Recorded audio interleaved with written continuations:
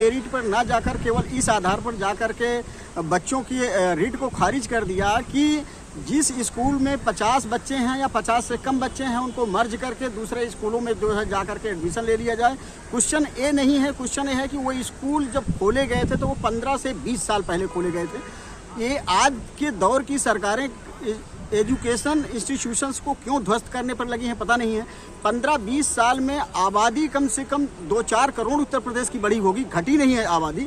और जब आबादी बढ़ी है तो उन स्कूलों में बच्चे क्यों नहीं जा रहे हैं, सरकार इसको क्यों नहीं एग्जामिन करती है। उस स्कूल में टीचर हैं कि नहीं है।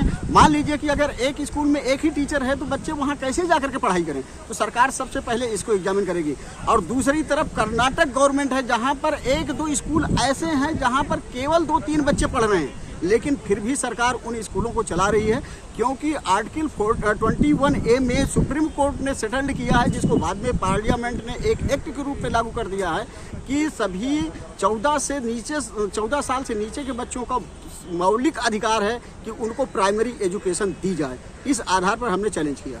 यानी शिक्षा का अधिकार को आधार बनाते हुए आपने इसको चैलेंज किया और आपका कहना है कि अगर 5-10 एक भी बच्चा हो तो उसके पढ़ाने की जिम्मेदारी सरकार की है। निश्चित तौर पर सरकार अगर दूसरी चीजों को जिम्मेदारी के पूर्ण निभा रही है, सरकार अगर रिलीजियस चीजों में जाकर फंडिंग कर रही है, चाहे जिस भी रिलीजन का हो, तो वो बच्चों के पढ़ने लिखने पर क्यों नहीं व्यय करना चाहती है। इसलिए मेरा इस पर भी क्वेश्चन है। इन 5000 स्कूलों में क्या मदरसे भी हैं या सिर्फ प्राइमरी स्कूल है? नहीं, मेरी जानकारी के हिसाब से इन 5000 स्कूलों में मदरसे नहीं हैं, केवल और प्राइमरी और सेकेंडरी स्कूल हैं जो कि गवर्नमेंट द्वारा स्थापित किए गए हैं।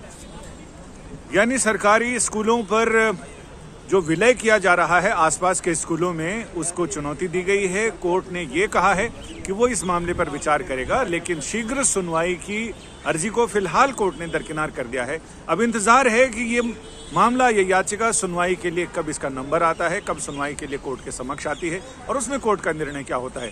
क्योंकि इलाहाबाद हाईकोर्ट की लखनऊ पीठ ने तो ये कह दिया कि ये सरकार का नीतिगत मामला है। आज भी सुनवाई के दौरान पीठ ने यही टिप्पणी करते हुए इस मामले को ये कहा कि वो सुन तो लेंगे, वो देखेंगे, वील सी इट, लेकिन ये जरूर टिप्पणी की है कि हालांकि ये सरकार का नीतिगत मामला है। अब ये देखना दिलचस्प होगा कि जब अगली सुनवाई पर ये मामला आएगा उस समय क्या यही आधार रहेगा कि सरकार का नीतिगत मामला है, इसमें अदालतों को हस्तक्षेप नहीं करना चाहिए, या फिर प्रदीप जी की जो दलील है कि शिक्षा का अधिकार हर बच्चे का मौलिक अधिकार है, लिहाजा उसमें किसी भी तरह से उनको घर के नजदीक निकटतम उन्हें शिक्षा मिलनी चाहिए, प्राथमिक शिक्षा। आपको बता दें कि पिछले दिनों न्यायमूर्ति पंकज भाटिया की बेंच ने यह फैसला किया था कि सरकार का यह निर्णय अनुच्छेद 21A के उल्लंघन की श्रेणी में नहीं आता, बल्कि इसका उद्देश्य बेहतर संसाधनों का